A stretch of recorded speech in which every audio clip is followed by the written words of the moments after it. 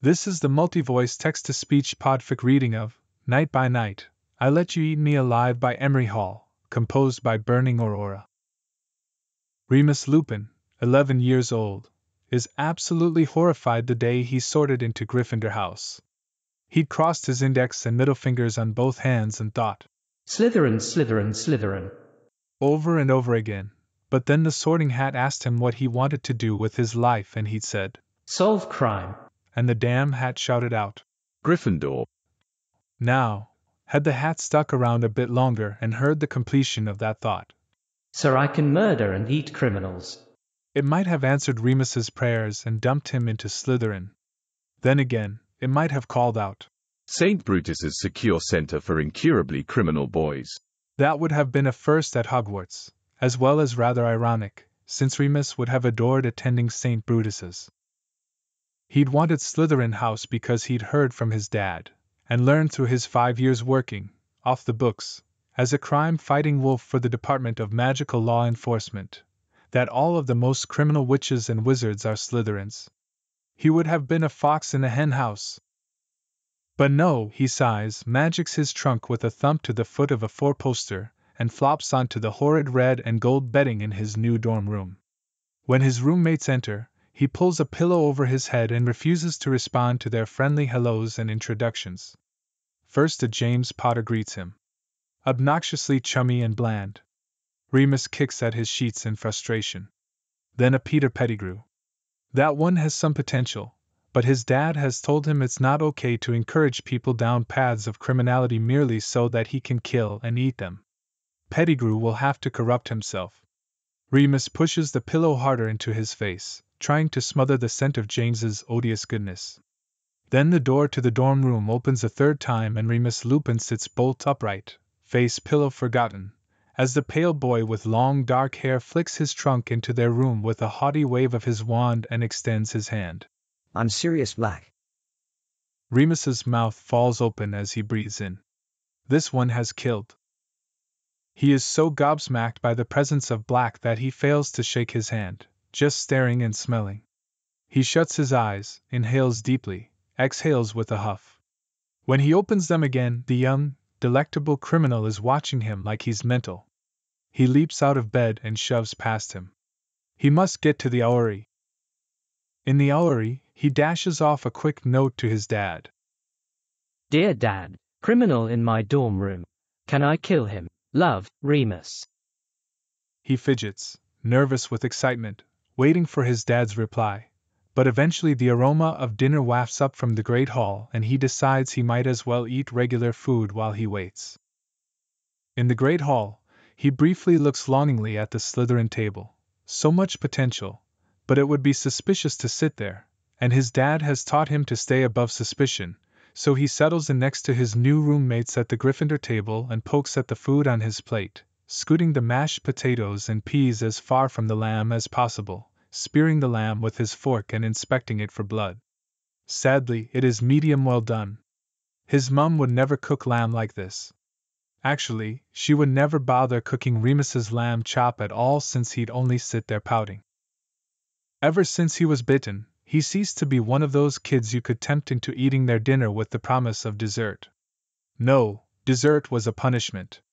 He would only eat dessert if offered maybe some nice offal. Are you going to eat that? Black asks, pointing with his knife at the peas and mashed potatoes. Two wonderfully wild thoughts fly through Remus's head. Firstly, that Black is extending his arm and asking Remus if he's going to eat the arm, and Remus thinks yes. Yes, please. When he realizes that's probably not the case, he then thinks Black might be threatening him with the knife, in which case it would be entirely within his rights to kill and eat him.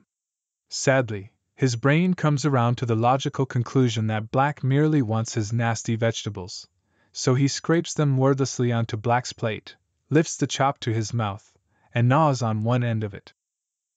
Potter looks on in horror. What? There couldn't possibly be blood dripping down his face from chewing on this shoe leather.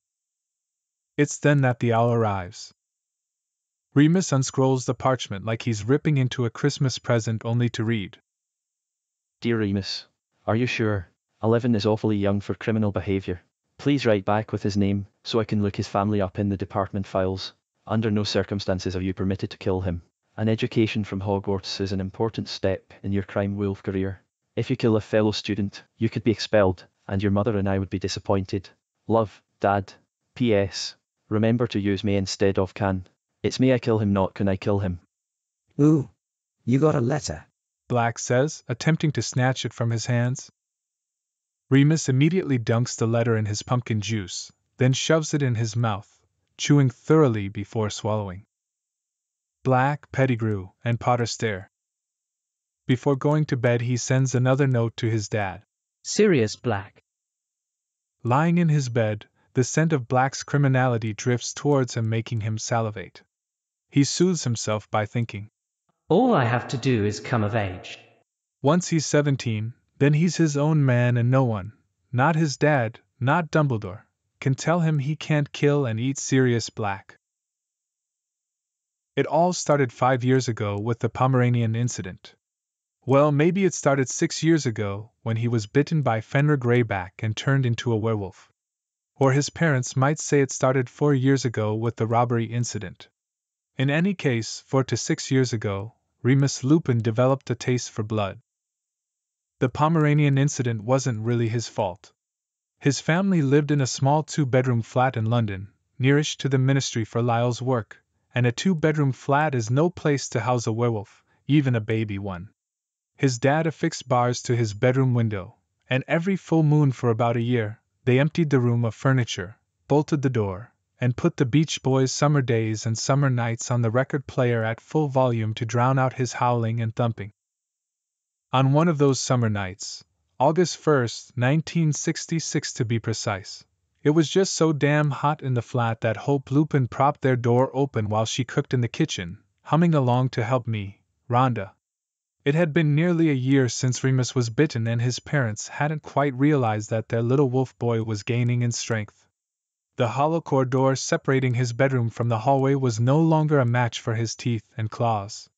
He chewed and scratched, and eventually launched a small wolf-shaped hole right through the door. Had the door to their flat not been propped open, he might have merely wreaked havoc on the home, but instead, he tore out of the flat and down the 2 flights of stairs leading from their apartment to the building's entrance. Again, it was a warm summer night, so their neighbor, Bob, had propped the door to the building open with an old brick, so he could sit on the steps smoking. He took a sip from his Stella right as Remus bolted out the entrance, rounding the corner from the stairwell so fast that his claws lost traction on the linoleum, and he skidded, tumbling down the steps to freedom. Bob gawked at the Lupins' escaped husky, thought about alerting them, but decided he'd finish his ciggy first. Remus's tongue lolled. He chased a squirrel. He chased a pigeon. Fortunately, the Lupins lived in Zone 4, so the neighborhood was essentially suburbia even though it called itself London, so he didn't encounter anyone on the sidewalks until he ran into the boy walking the Pomeranian. It wasn't the Pomeranian that interested him, it was the boy. The boy had shaved the sides of his head and wore a shiny tracksuit, and he smelled divine. The Pomeranian was just in the wrong place at the wrong time. Remus lunged at the boy, and that little yippy puff of a thing decided to defend its owner. Either that or it just had a screw loose. It barked like mad, bouncing on its toes with excitement, baring its tiny teeth at Remus, and well, Remus is a wolf. A wolf is an undomesticated dog. Dogs are pack animals. Packs have hierarchies. In a wolf versus Pomeranian showdown, a wolf, even a cub, is an alpha and a Pomeranian is a beta. A hyperactive beta needs to be put in its place. Remus killed and ate most of the Pomeranian. Again, he wasn't really interested in the Pomeranian. Had the boy stuck around instead of running away in terror, Remus might have gone for him too, but instead he inhaled the traces of the boy's delicious smell and snacked on Pomeranian. By the time Bob told the Lupins and the Lupins located their puppy, Remus was satiated and mostly rolled about on his back trying to get a belly rub, but there was a lot of blood on his muzzle and no one seemed particularly inclined to pet him.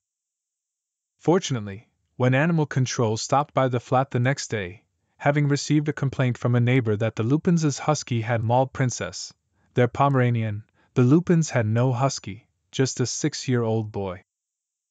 Oh, we had him put down. Lyle scratched his head awkwardly. Good idea. You shouldn't have a dog like that in a house with a small child, the officer said. Remus stared up at him with wide, innocent gold-brown eyes. Will the owners press charges? Oh, I shouldn't think so. Their son has a bit of a record, if you know what I mean. The officer tapped the side of his nose. Thereafter his parents soundproofed Remus's room with egg crates, foam, and old mattresses and installed a solid wood door. However, by the time he was 7, solid wood was no longer strong enough to contain Remus. Lucky for his parents, as it turned out. The night of the robbery incident, they'd locked him away in his padded room, and Hope was taking a casserole out of the oven, humming along to California Girls, when 2 men entered their flat, one wearing a knitted cap with holes cut for eyes, and the other with a pair of women's nylons over his face. They tied up Remus's parents, and Lord knows what they might have done. Stolen the telly or something, but at that moment, their 7-year-old werewolf son chewed his way through his bedroom door, stood bristling in the hallway for a moment, made a beeline for the front entrance, discovered it closed, and then caught the unmistakable scent of evil. Hope and Lyle Lupin watched their 7-year-old boy maul 2 grown men to death, eat approximately 2/3 of one and gnaw a bit on the other's ankle. He showed no interest in attacking his parents. Once he was full, he flopped on his side, laying his head in Hope's lap and whining because she wouldn't scratch his ears, which was only because her hands were still tied behind her back. Lyle and Hope had to wait until sunrise when their little werewolf transformed back into a boy to talk him through untying them both, at which point they'd spent the night bound together, bolt upright, 2 mutilated corpses on the floor beside them, and their son, his leg twitching in his sleep, dreaming about chasing bad guys. They'd had a lot of time to talk, and it occurred to Lyle Lupin that maybe having a werewolf son wasn't such a bad thing. So far Remus had saved them from 2 robbers and rid the world of a yippee-purse dog. Maybe rather than deny his werewolf nature, they ought to put it to good use. Lyle was working in the Department for the Regulation and Control of Magical Creatures and had, for some time, really since Greyback bit his son, been feeling like a bit of a fraud, rather like working for the National Drugs Intelligence Unit while your child deals horse and smokes angel dust. Although that's not entirely accurate. It's more like he'd begun to question the effectiveness of regulating and controlling magical creatures, rather like doubting the efficacy of reefer madness in dissuading teens from smoking marijuana. It was time to get out. There were bigger fish to fry and he had a secret weapon, rather like throwing a grenade into a pond to catch fish. Remus John Lupin. He put in his transfer to the Department of Magical Law Enforcement, and soon rose through the ranks with his ability to sniff out, quite literally, bad guys. He helped Remus hone his criminal detection skills so that he could smell a killer even while in his human form. Of course, Remus was 7 at the time and required bribery to stay focused. Lyle offered him ice cream and toys, but by that point, Remus had already tasted Pomeranian, which, again, was really just a poor substitute for the Pomeranian's owner, and burglar, and wanted nothing to do with sweets and G.I. Joes. He wanted a snack, preferably a meal, and Lyle figured, what the hell? Really, would you rather be eaten by a werewolf or sent to Azkaban? Remus began eagerly assisting his dad in cases and developed an appetite for raw meat, rare, if it had to be cooked for the sake of propriety. Fortunately or unfortunately, it wasn't long before Lyle Lupin's boss cottoned on to his son's involvement in his day job. It probably had something to do with the novelty mug Remus and Hope made him for Father's Day, which read, "I would kill to be your son," in a child's Crayola handwriting with pictures of Remus and Lyle. Only, one of the pictures happened to be Remus smiling brightly, his 2 front teeth missing, but still making short work of a fresh body. It was no doubt a mistake to include that picture. When Lyle confessed that his now 8-year-old son was the real reason behind his 100% solved case file record, Nobby Leach, then Minister for Magic, might have fired him, but instead it occurred to the minister that there could be more practical uses for such a valuable tool as a crime-fighting werewolf, and a child at that. In other words, malleable. The Magical Congress of the United States of America had been begging the British Ministry of Magic for some assistance in taming their rampant serial killer population, several of whom were, unbeknownst to Muggles, wizards, hence their ability to elude Muggle authority. Minister Leach thought it might be worthwhile to curry favor with this new world superpower intent on amassing nuclear weapons, so rather than fire Lyle Lupin, he asked whether he would be willing to loan his son to the Magical Congress of the United States Department of Magical Law Enforcement to assist in apprehending the Zodiac Killer. It was either agree or lose his job, so Lyle agreed. Plus he thought Remus might enjoy the experience. Remus was trained by the Yakuza, the CIA and the FBI in crime detection, and participated in the tracking of several of the most notorious serial killers of the 1960s, including Charles Manson, Ted Bundy, and the Boston Strangler. Very few people know that, not only was the Zodiac Killer captured, it was due to the tireless efforts of then 10-year-old Remus Lupin, crime wolf. The case is only listed as unsolved on account of there being no body, or at least no recognizably human body.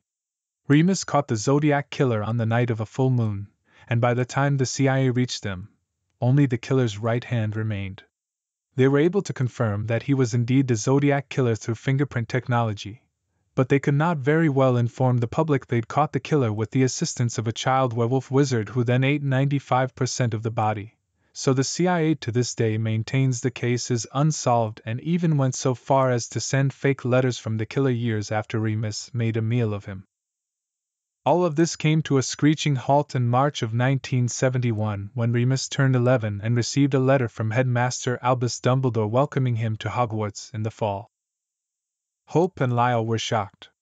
They had never expected their werewolf son would be permitted to attend a wizarding school. They considered the crime-fighting training assurance for his future. He would never be fully accepted into wizarding society. He'd be discriminated against, unable to hold down jobs, but if they made him necessary, even off the books necessary, to the Ministry of Magic, well, then he'd always have some security. When Dumbledore arrived at the Lupins' flat to discuss the precautions taken at Hogwarts for housing a werewolf during the full moon, namely a violent tree and a shack, he was shocked to discover a scarf-free, curly-haired, bright-eyed, pleasant, if rather unsocialized boy. The few werewolves he had encountered looked rather beaten, scarred, and haggard, but not Remus Lupin. You look remarkably healthy, Dumbledore noted. Why wouldn't I be healthy? Remus wondered. Many werewolves attack themselves during the full moon. Why would I attack myself when I could attack a bad guy? Hope and Lyle exchanged a glance. What do you mean attack a bad guy?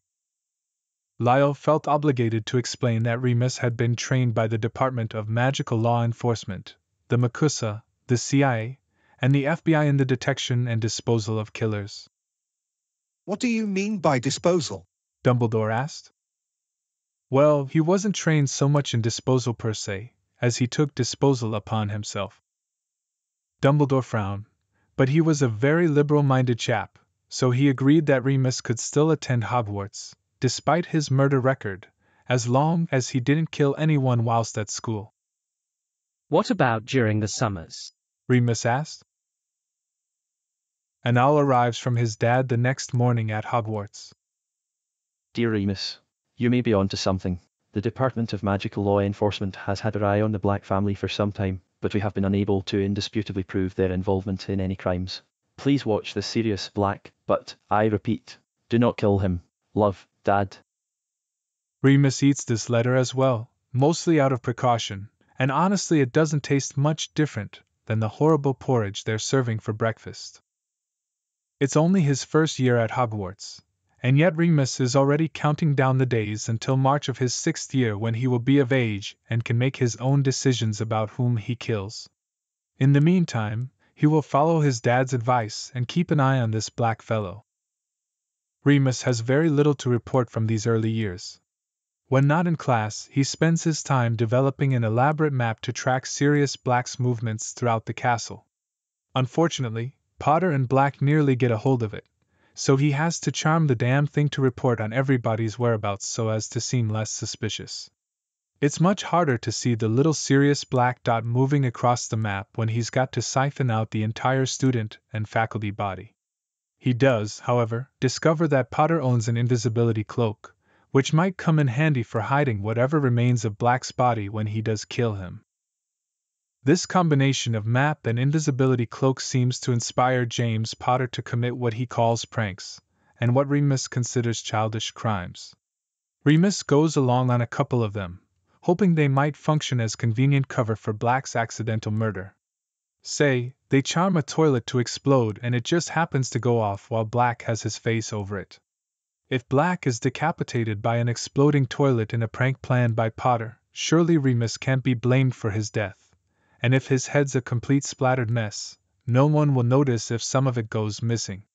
The pranks, however, result in nothing more than detention and Potter dubbing them the Marauders. A stupid name for a crime syndicate. At the start of his second year, Lyle and Hope wave him off as he boards the Hogwarts Express at platform 9 3/4.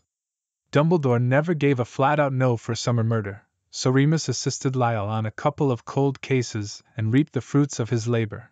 And by fruit he means human flesh. Actual fruit is nasty. He boards the train feeling more satiated than he had all first year. Nevertheless, when he opens the Marauder's carriage, he's absolutely bowled over by the scent of Sirius Black. He smells more evil than ever. Plus, seated next to him, is a smaller Sirius Black. Remus sniffs the air. Yes, this one carries the scent of evil too, and yet for some inexplicable reason, Remus finds it less compelling. Sirius introduces the smaller Black as Regulus. Remus cocks his head, taking him in. He will kill him too, but he can already tell that he'll enjoy it far less. This time, rather than sailing in those god-awful canoes from the train station to Hogwarts, they ride in some quite comfortable horse-drawn carriages. Remus scratches one of the horses behind its ears. Potter and Pettigrew once again look at him like he's mental, while Black appears horrified. How can you touch that? Black asks. Remus shrugs. It's not like they're evil. How can you tell? They look evil. Well, they don't smell evil. What are you two on about? Potter asks. The winged horses. Black explains. What winged horses? Remus exchanges a look with Black.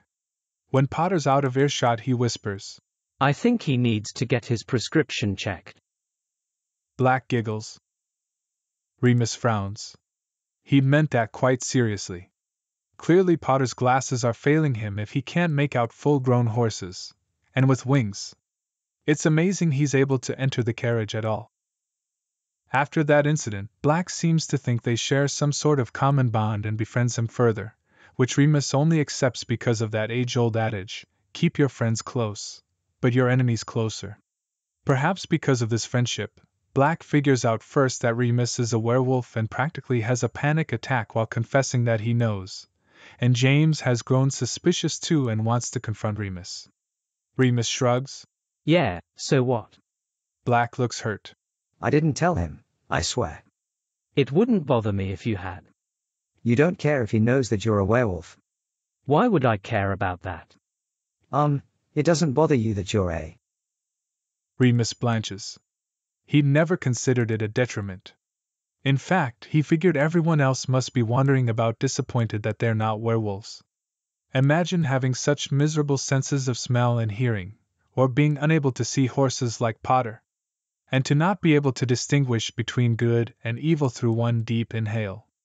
To not have a single night out of every month where you absolutely rule the animal kingdom.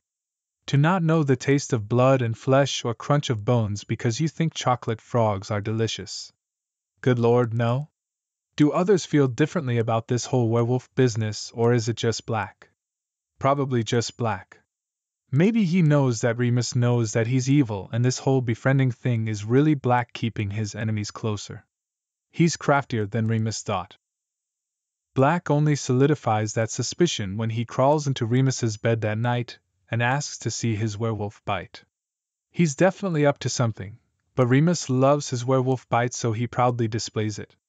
Honestly, if his dad hadn't told him crop tops were not men's wear, he'd show it off to the whole damn school.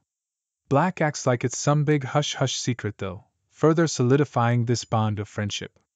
Remus rolls his eyes. He's no longer sure who is double-crossing whom. Their third year is when Remus encourages Black to visit him in the Shrieking Shack via the Whomping Willow, figuring it's a win-win situation. Either the willow gets Black, and hopefully Remus can track down the body before it's removed from Hogwarts, or Black makes it past the willow and Remus gets him all to himself. Can't blame Remus for what happens when he's a werewolf. Sadly, Black doesn't take him up on the suggestion, although it does seem to light some sort of spark of curiosity in the boy, and he becomes even sneakier. Clearly he and Potter and Pettigrew are plotting something. Remus is thrilled. If Black convinces them to join the dark side, then that's 3 bodies for Remus once he turns 17. He considers how he'd feel eating Pettigrew and Potter. About how he'd feel about most of the usual petty killers he's caught. Tasty but nothing special. If he kills all 3 of them, he'll definitely eat Black last. For dessert, so to speak. Every morning he wakes up and sniffs the air to see if Potter and Pettigrew have been turned, but so far, no dice. Their 4th year, Black makes the Gryffindor Quidditch team. Remus attends games in the hopes that Black might fall off his broom and break his neck. Sometimes he notices that Black is rather a good player. He can't take his eyes off of him. It's their 5th year that things get interesting. Black boards the train smelling extra evil and seems rather twitchy around him. Perhaps he's grown suspicious of Remus. Remus figures he'd better prepare in case he has to defend himself. He borrows a knife from the Great Hall and sharpens his toothbrush into a shank, which he takes to carrying in his pocket at all times. When the marauders ask about it, he extols the importance of oral hygiene. From then on, Black always has minty fresh breath. Black takes all his same classes, so the only time he's able to get away from him is during the full moon, but then ta-da! The day before he's set to transform, Black, Potter, and Pettigrew pop into a dog, a stag, and a rat. Wolf time is his alone time, plus he'd figured out how to nudge open the door to the Shrieking Shack and he made a serious dent in the Hogsmeade criminal population, dragging men out of dark alleys and back into the Forbidden Forest where he'd snack on them until dawn approached. Now how will he have fun? The next morning he begrudgingly admits that he did have quite a bit of fun with the dog, who at least flopped on his back and exposed his belly, showing better sense than the Pomeranian. One day Black sends him a present in the form of the Slytherin boy, Severus Snape, traipsing down the tunnel towards the Shrieking Shack. Ooh! Remus can smell him from inside the shack. He's in werewolf form. It won't be his fault when he eats Snape. He's salivating just thinking about it, salivating thinking that Black would give him a gift. So kind. Maybe he's misjudged him. But then Potter goes and ruins it all by telling Dumbledore on Black. Sadly, tattletaling is not a crime or Potter would be a goner. Instead Remus thumbs at the toothbrush shank in his pocket and glares at Potter. I'm sorry, Moony. Black apologizes later, abashed. Don't be. Bastard deserves to die. But you could have gotten kicked out of Hogwarts. Remus thinks on that. Good point. My parents would have been mad. You can try again next year. When I'm 17. Black blinks at him. But after the Snape gift, just when Remus is thinking that maybe he won't kill Black, just maim him in some way so that he's incapacitated, say, eat all of his limbs, Black reveals himself to be more of a criminal mastermind than Remus ever suspected. It's the night of some party in the Gryffindor common room and Black is plastered, or at least that's what Remus thought. Remus is not terribly keen on the loss of control that comes with drinking, so he'd headed back up to their dorm room early, passing Black on the stairs. He's 16 now, close to being of age, and Black smells so delectably evil. The scent is overwhelming. He can't think straight. He reaches for the toothbrush shank in his pocket and grabs at Black's shirt and Black kisses him. He tastes minty fresh. Black smashes himself so close that Remus has no means of extracting the toothbrush from his pocket, and in fact, wriggling his hand around in his pocket trying to get at the toothbrush only seems to encourage Black to press into him harder. Clever lad. When Black pulls away with a gasp and runs down the stairs, apologies echoing up behind him, well, Remus just stands there stunned. Clearly Black is trying to kill him too. He'd orchestrated the kiss to distract Remus while simultaneously getting close enough to stab him. That must have been what Remus felt pressed against him. Black had a shank too, and much larger than Remus's toothbrush. He'll have to tell his dad.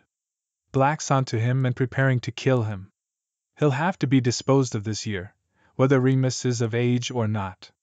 However, when he reaches the houri and thinks about Black's particular killing technique, he can't quite bring himself to write Lyle. He spends the rest of the year watching his back, but there are no repeat incidents. That is until 6th year.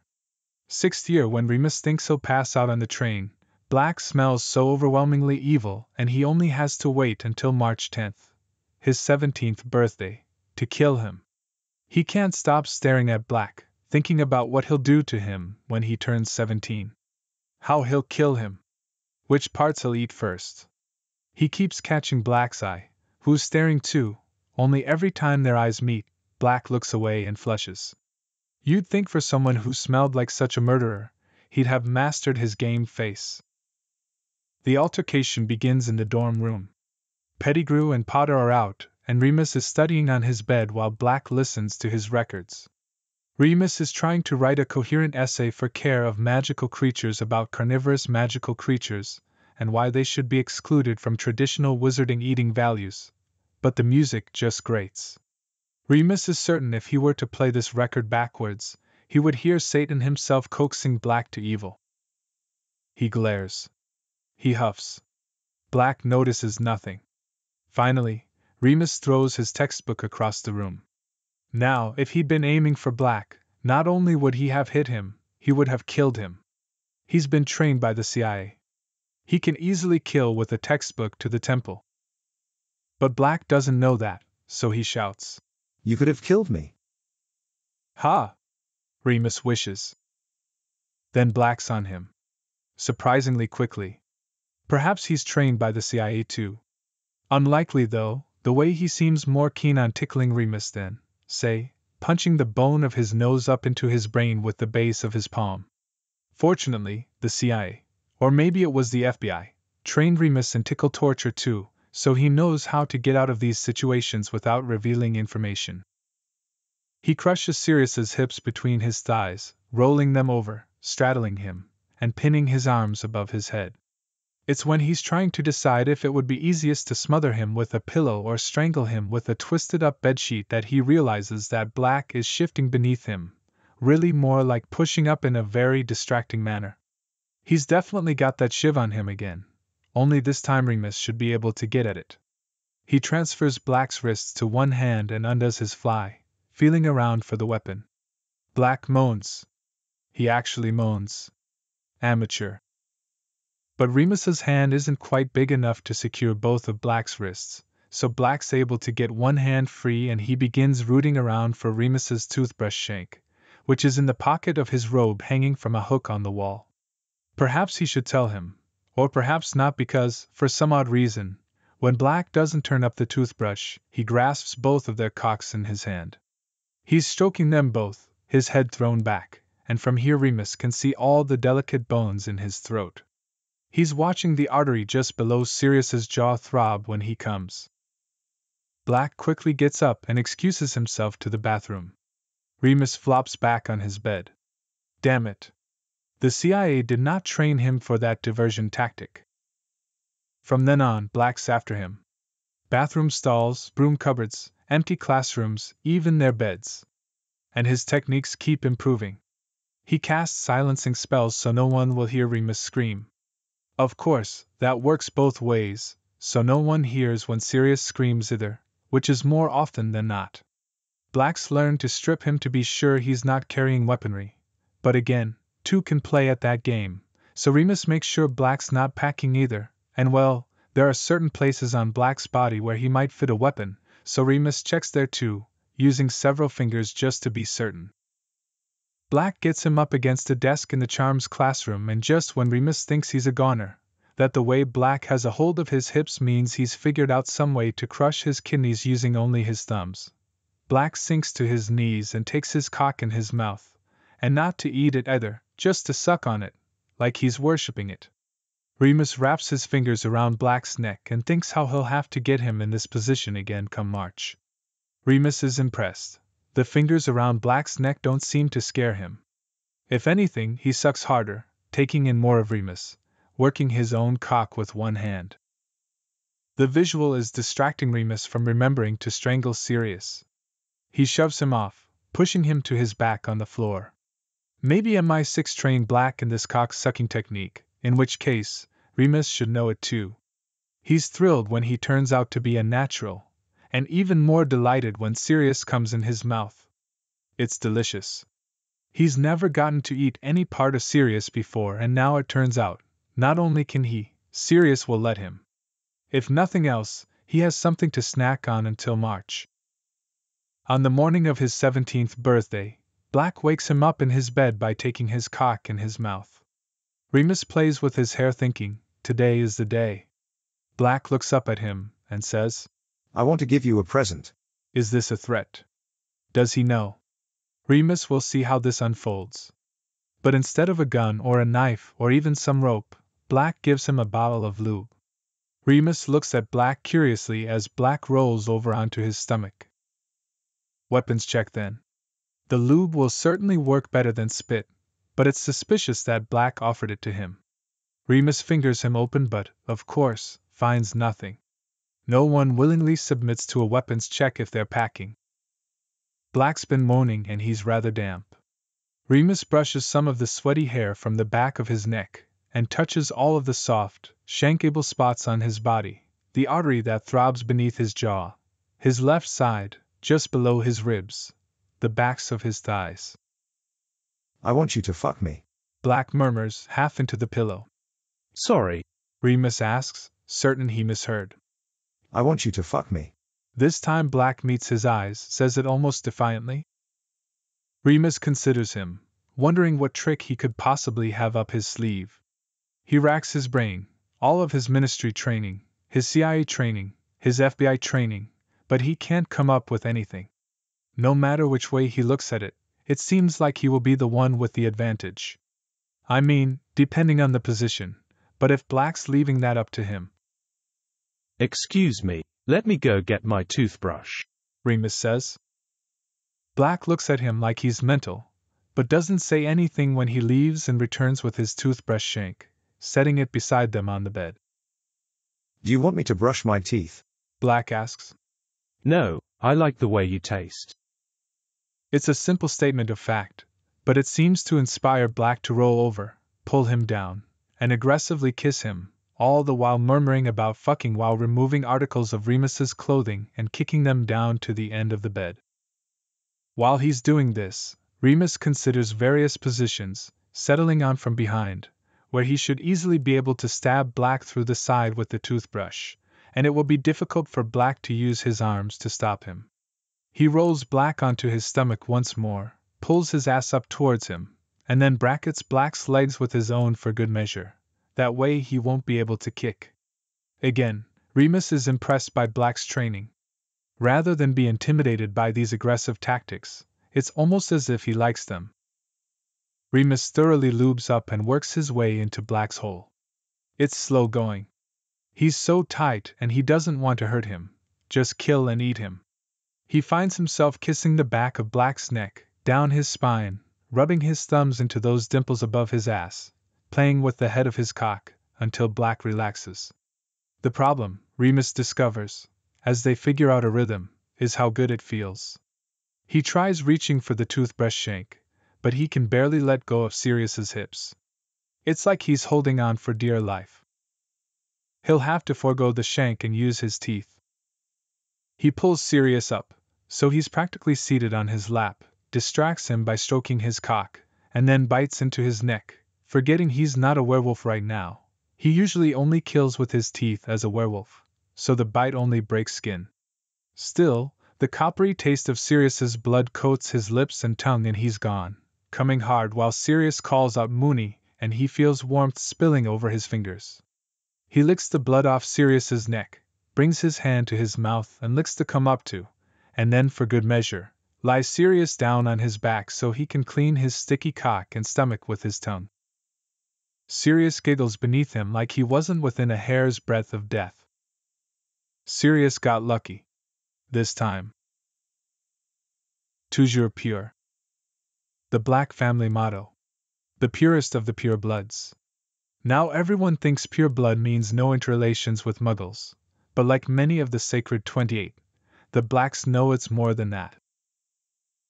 As far back as anyone can remember, no, further than that, as far back as the ritual has existed, as far back as the Black family tree extends, the Blacks have been participating in the purity ritual. Sirius began when he was 11, the summer before he went to Hogwarts. That wasn't the first time he got a boner. Those had been happening since he was a baby. Really, they're just bodily reactions. But that was when his boners became directed and intentional.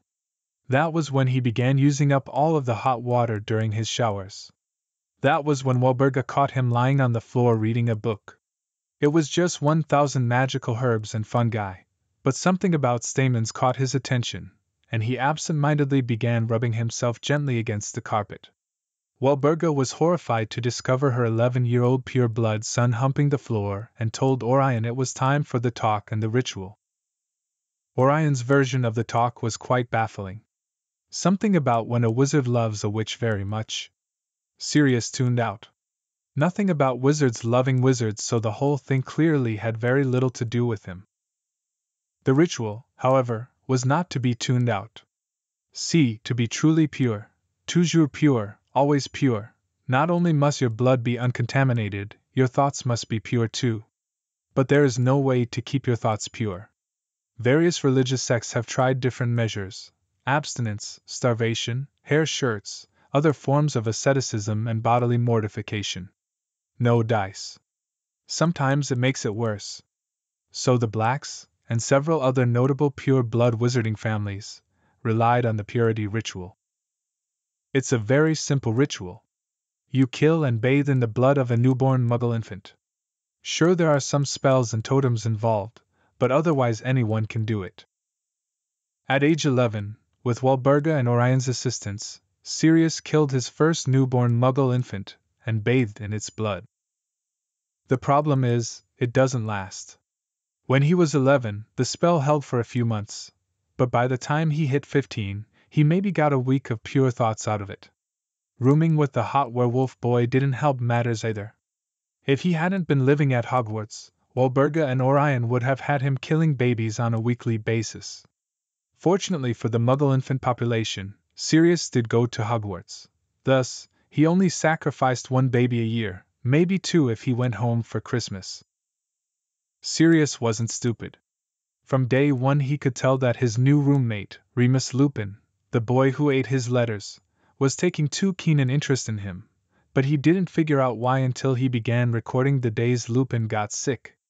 Once he matched them up with the moon and concluded that Lupin was a werewolf, he read everything he could about werewolves, their acute sense of smell, almost more like a bloodhound's or those drug-sniffing dogs. He noted the way Lupin always sniffed him, especially when he'd board the Hogwarts Express after summer or Christmas when Sirius was fresh off a ritual killing. What he couldn't figure out was why Lupin salivated so much too. That is until he caught him in the kitchen begging food off the house elves.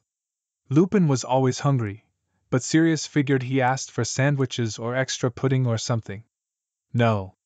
The house elves were in the midst of dressing a deer and Lupin was happily collecting all of the guts and whatnot in a bucket. Then he sat in the far corner of the kitchen and began gnawing on a heart. Didn't even use a fork.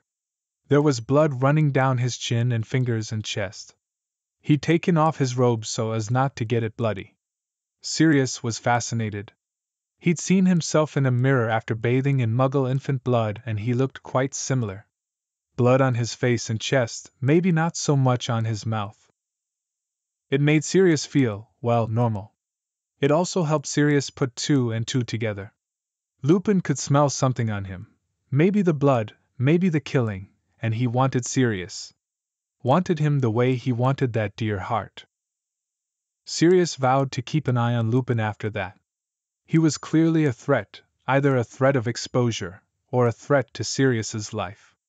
Sirius didn't particularly care if the Black family was exposed for their barbaric, antiquated practices, but he didn't want to go to Azkaban for the ritualized killing of multiple babies, especially when it wasn't really his fault.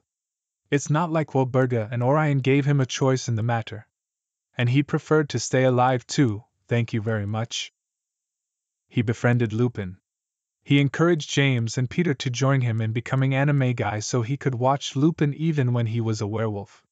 Sirius was horrified when James transformed into a stag. All he could think of was Lupin and that dear heart. But there was no talking James out of it, no matter how many other, better animals he suggested. Why would I want to be a platypus? James asked. Sirius shrugged. Because marsupials are cool. Then one night, he was a bit drunk, he more than befriended Lupin. That gave him an idea.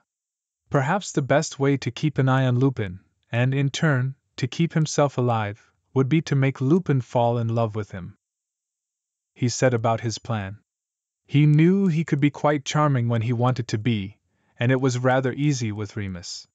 He'd never met anyone who was so enthusiastically into sucking him off, or who would happily eat his ass for hours. Remus lavished attention on parts of his body that he never even considered sexual before: his toes, the backs of his knees, his armpits. His lips were always raw, his dick pleasurably sore. He knew he was walking a fine line with Remus's fingers around his neck, but he'd never come so hard in his life as when he knew Remus could kill him but was choosing not to. Perhaps that was the reason his plan backfired. Well, maybe not backfired. He was fairly certain Remus was in love with him, but he hadn't meant to fall in love too. But then on Remus's 17th birthday, Remus had set that shank next to them on the bed as they fucked for the first time, and Sirius lost all mental capacity to protect himself once Remus was inside him. He'd had the fleeting thought, if I have to die, this is the way I want to go. But instead, Remus bit him. When he'd rolled Sirius's limp body over on the bed, there was blood on his mouth. Sirius's blood on his mouth. It was the hottest thing he'd ever seen, and he just knew, that they were both killers and that he was in love. But maybe he'd found a loophole to the killer's part. Mooney, I have something to tell you. Sirius says. Remus had been admiring the bite marks on Sirius's stomach and thighs, tracing his fingers over them, some faded, some fresh. When Sirius doesn't continue, however, he looks up, meets his gray eyes, giving him his full attention. Well, not quite. He does pick up one of his fingers and puts it in his mouth. Silencio. Sirius points his wand at the curtains on the four-poster with the hand that's not in Remus's mouth. You already cast the silencing charm before we started. Remus mumbles around the finger. I just wanted to be sure. I want you to know something about me. Are you listening? Remus nods, scooting his head up more so he can lie next to Sirius on the pillow. I've killed approximately 10 babies. Remus stops sucking on the finger, although he doesn't release it. He hadn't expected such a direct confession of murder. I've stopped. Sirius continues. I'm 17 now. I'm of age. Wilburga and Orion have no say over what I do anymore, so I'm stopping. I killed my last baby the summer before 6th year. Remus chews on Sirius's finger, mulling this over. Will he still smell as good now? I also know that you want to eat me, Sirius says. Remus's jaw falls open. I don't. How? He sputters. Mooney. Please. Sirius wiggles the finger that only just popped out of Remus's mouth. Then he gestures down his body where marks from Remus's teeth form constellations across his torso and ass and thighs. They avoid too many on his neck since those attract attention.